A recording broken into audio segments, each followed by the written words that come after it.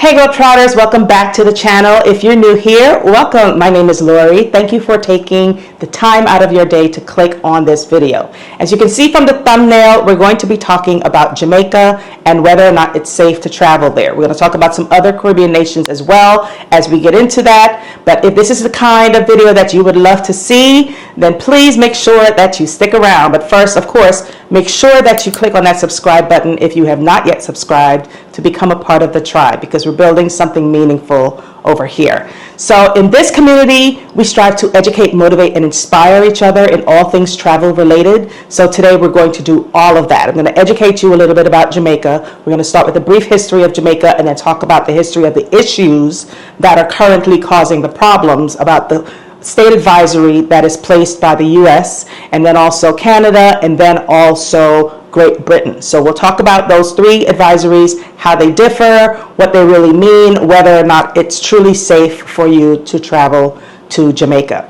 So stick around and let's just get right into the video.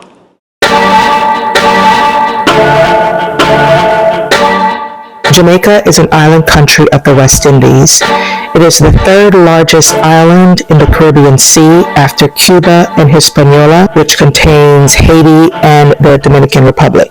The island was initially inhabited in approximately 600 AD or 650 AD by the Red Ware people. By roughly 800 AD, a second wave of inhabitants occurred by the Arawak prior to the arrival of Columbus in 1494. The island remained a possession of Spain under the name Santiago until 1655, when England, part of what would become the Kingdom of Great Britain, conquered it and named it Jamaica.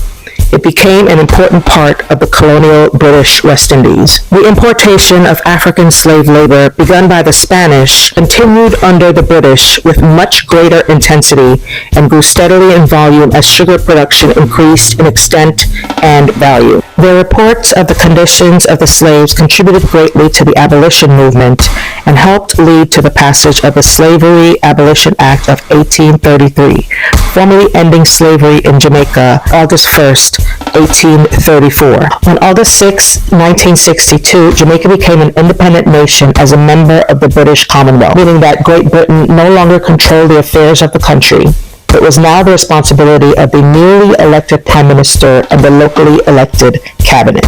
Today, Jamaica is well known for having one of the rarest, best, and most expensive coffees in the world. It's called Blue Mountain Coffee because it is grown on Blue Mountain, which is coincidentally Jamaica's highest point and a UNESCO World Heritage Site. This emerald island in the Caribbean is also widely known as the birthplace of reggae music, and one of the greatest pioneers in reggae music, Robert Nesta Marley, also known as Bob Marley, who was a Jamaican singer, musician, songwriter, and activist who served as a world ambassador for reggae music and sold more than 20 million records worldwide.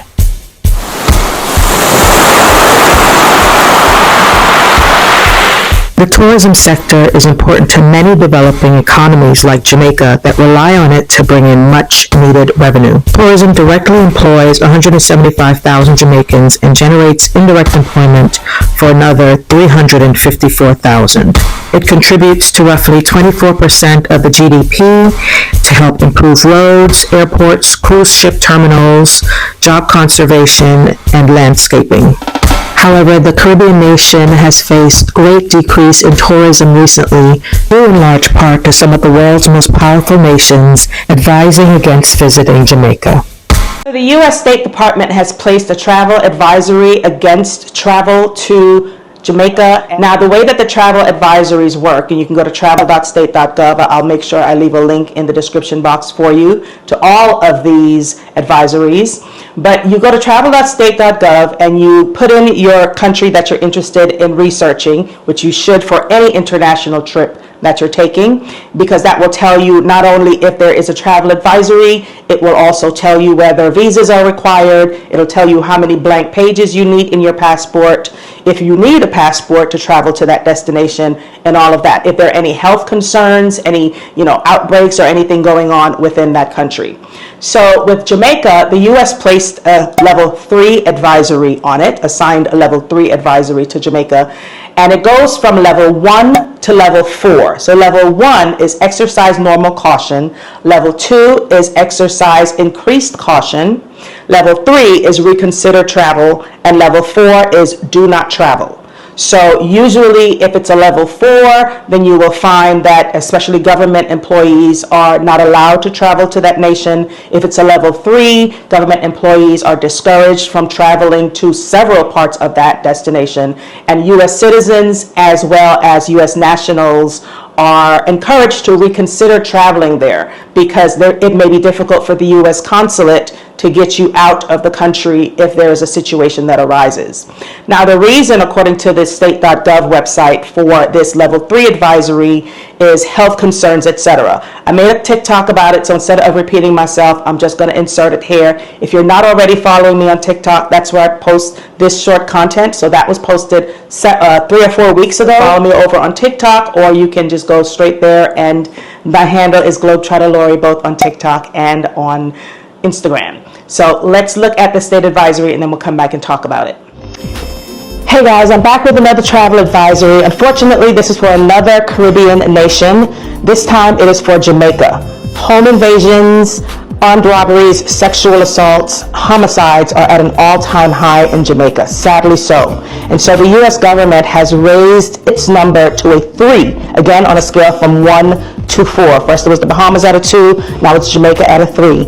And they're saying that they will highly advise that you reconsider traveling. This is just one step away from stopping U.S. citizens from going to Jamaica. So think about it. The U.S. government is saying that employees in certain areas are prohibited from traveling to Jamaica and to certain parts of Jamaica. They're saying that these crimes are occurring even in the all-inclusive resort that are highly policed, that have armed security and all of this included. And so they recommend that if you do travel to Jamaica, that you make alternate plans, that you register with the state government, that you create some kind of like a crisis, emergency routine, that you also travel with medical insurance, that you have traveler's medical insurance, because your medical insurance may not work in Jamaica. They say that police are taking longer than usual to respond to serious crimes, and even when they do respond, sometimes it takes forever for a case to be solved. And in the case of injuries, hospitals are woefully under-resourced, and so you may not get the standard of care that you're used to in the U.S. So make sure that you get medical evacuation insurance as well if you do choose to travel to Jamaica. They're also saying that, unfortunately for those individuals, for those U.S. citizens who perish overseas in Jamaica, that they're finding that it takes sometimes up to a year before the families get the death certificates for those family members. As always, share this video with others you care about who you know may be wanting to travel to Jamaica. Stay safe. Follow for more travel news. Ciao. So yes, there are health concerns. Now, there was someone in the comment section of my TikTok video, after that video got over 600,000 views, hundreds of comments, thousands of forwards and reposts, etc. There were people who were saying things like, well, who would go to a third world country and go to a public hospital? And my thing is, if you're traveling to a country, especially a country that is very, tourism focused, you expect that there will be some kind of great healthcare system, right? But I guess not. So for me, I personally would recommend that if you already have plans to travel to Jamaica, that you make sure that you enroll in the STEP program. I have another video on that. I won't insert it here right now, but you can go over and check that out on TikTok as well. I'll link it down in the description box. But the STEP program will have you register with the U.S. consulate whenever you travel internationally. So they have your current info. They can contact you directly if the need for evacuation arises. They can contact your family if they need to get in contact with them for you on your behalf. They can help you get to, healthcare services and all of that. But basically, it's just a way to make sure that you are covered. You should always, of course, make sure you know where the nearest U.S. consulate is when you're traveling. Now let's talk about this British or this UK travel ban. So the main concern for the UK travel advisory is about crime. It states crime rates are high in and around Kingston and Montego Bay. I see people in the comments saying to come to Montego Bay, but all of these advisories also say that Montego Bay is also affected. It goes on, gang violence and shootings are common in inner city areas. Be cautious when traveling to or within West Kingston, Grants Pen, Augusttown, Harborview, Spanish Town, parts of Montego Bay, including Flankers, Barretttown, Norwood, Glendavon, Rose Heights, and Mount Salem. It says protect yourself and your belongings. Don't walk isolated areas or deserted beaches, even during the day. Be careful when withdrawing money from the ATM. Avoid using buses at night. The U.S. Travel Advisory said avoid using public transportation. Avoid using buses, period. They said there have been several incidents where tourists and visitors have been targets for rape and sexual assault. Take care when using dating apps in Jamaica, especially those used by the LGBT plus community. Criminals have used apps to lure victims to meet in a public place, but later assault and rob them. The difference between the US and the UK advisories is that the UK advisory does not warn against travel to Jamaica. Now, Canada has raised their risk level to, I don't know if they have a scale here. I don't see one on their website, but they state that you should exercise a high degree of caution in Jamaica due to the high level of violent crime. And yes, they do have a scale here. When it's green, it says take normal security precautions. Take similar to those precautions to those you would in Canada. And now it's yellow. So green was normal precaution. Yellow is high degree of caution. Orange is avoid non-essential travel, and red is avoid all travel. So they are, I guess, at a level 2, whereas the US is on a level 3 with respect to that. Now, let's go on and see what else it says. It says violent crime, including armed robbery and murder, is a problem in large city and tourist areas, including parts of Kingston and Montego Bay, despite the presence of police. The availability of firearms is widespread, and most violent drug and gang-related crimes, especially murder, involve firearms. There's a risk of becoming the victim of crossfire in these areas. Tourists are also at risk of crimes of opportunity, including theft and robberies. Crimes tend to be concentrated within what the police refer to as traditional hotspots or high-risk communities, but take precaution anywhere. The following areas have a significant gang population and high incidences of violence. It includes several areas in Greater Kingston, as well as St. Catherine and Montego Bay. The areas in Montego Bay are Bottom Pen, Canterbury, Flankers, Hart Street, Mount Salem, Norwood Gardens, Rose Heights, and St. Clavers Avenue. Now, those seem a little bit different to the ones stated in the UK travel advisory. South Coast in Maypen also is on the list. And their advice is that if you decide to travel to these areas, maintain a high level of personal security awareness at all times, avoid visiting or traveling at night, follow the advice of local authorities, avoid walking alone even during the day, go out in public with people that you know, avoid visiting isolated areas and beaches, and if you're threatened by robbers, don't resist, hand over your cash and valuables. The US and the UK also says this similar advice as well. Resistance may provoke the use of violence. Petty crime is, of course, pickpocketing, bag snatching are common in major tourist areas, and that's just about in any country and crowded places. So don't leave your valuables in plain sight, protect your cell phone, etc., etc., etc. Canada talks about the 2 SLGBTQI plus travelers, and they said that these travelers have experienced harassment and verbal or physical abuse, so they advise that you avoid public displays of affection. They also talked about women's safety and sexual assault, about reports of sexual assault at tourist resorts carried out by resort staff, and in some cases by other tourists. Women traveling alone especially are often harassed, and this is especially the reason why I'm putting out this video, because I am a solo traveler and I know there are other women out there who have started. I mean, there's a whole movement on Facebook, all these different groups of solo travelers, of women who are solo travelers, and so this is especially for us out there. So be particularly vigilant, be wary of strangers, and I have a video on solo travel. I will update that for 2024 for some tips for you guys, so watch out for that coming soon. Don't leave your food or drinks unattended for fear of them becoming spiked. There's credit card and ATM fraud that occurs, so pay special attention when handling your cards. There are romance scams, internet scams, especially the dating apps. Again, dating websites and social media have occurred, so be wary of people professing romantic interest or love bombing you. Plan to meet any unknown people in known secure areas. Be wary of inviting new acquaintances into your accommodation. There are lottery scams they talk about, and then in general they talk about demonstrations that may occur, and that's just about any situation in any country, anywhere around the world. Yeah, but be careful with taxis, be careful with air travel, all of that is included here.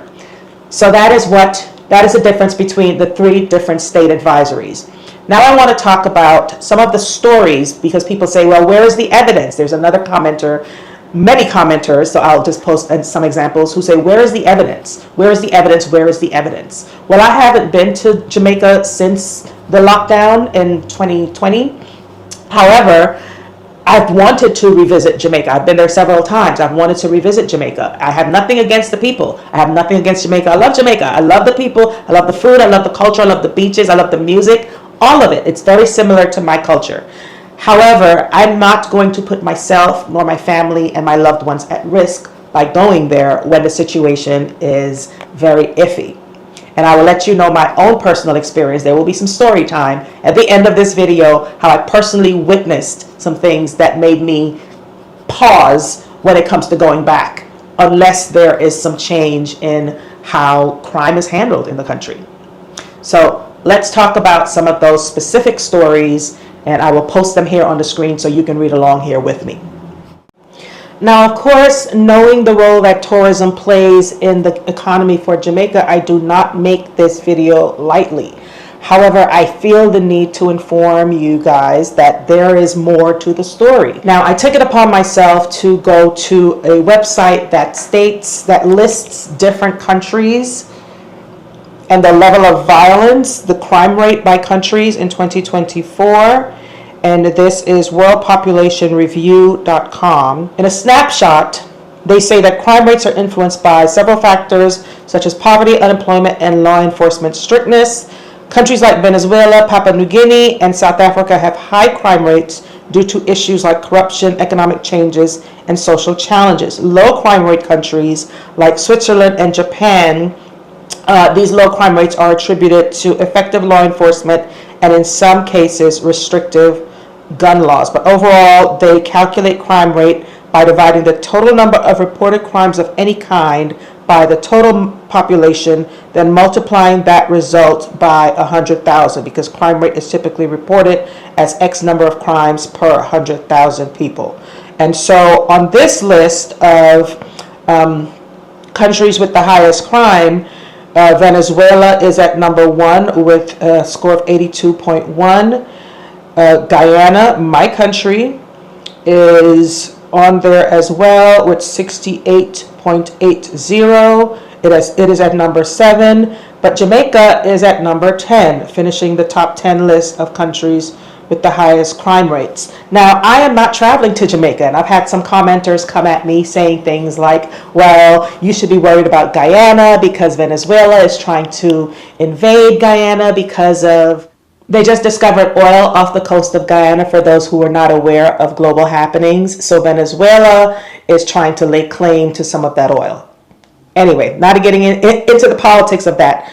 But the point is, tourism is not a major factor for Guyana. Guyana does not tout itself as being this huge tourist attraction. If I do travel there, it will be with my male family members and more than likely with some security, because there is a high level of crime there. There is a high level of corruption there. And I would not recommend that my friends go there unless they know people who are from there. The same thing with Jamaica. There are a lot of Jamaicans in the chat saying, oh, you don't know, you don't live here. Yeah, if you live there, it's another thing. And then they say things like, well, what about America?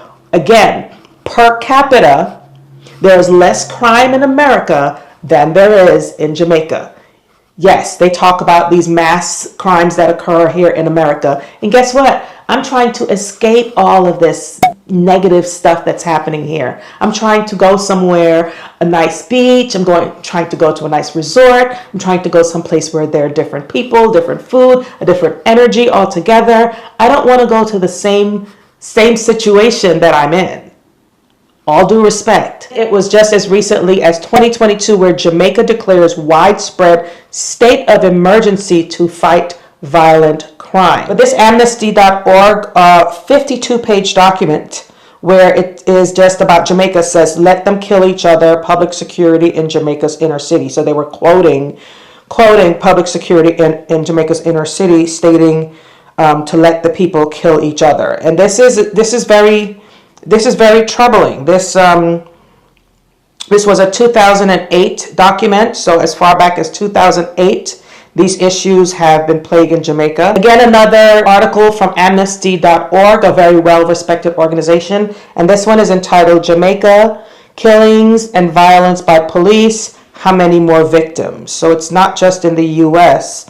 that we have to worry about such things. I'm flashing some of the articles, some of the news articles, a screen here of some of the violence that has taken place in Jamaica, and some of them have not been reported to police, so you're not going to hear about these crimes, or police have not been very forthcoming about any of those crimes that are occurring. There's a lot of corruption even within the police force. Now, when I was there last, I remember being there with people who are from Jamaica. It was for, unfortunately, a funeral.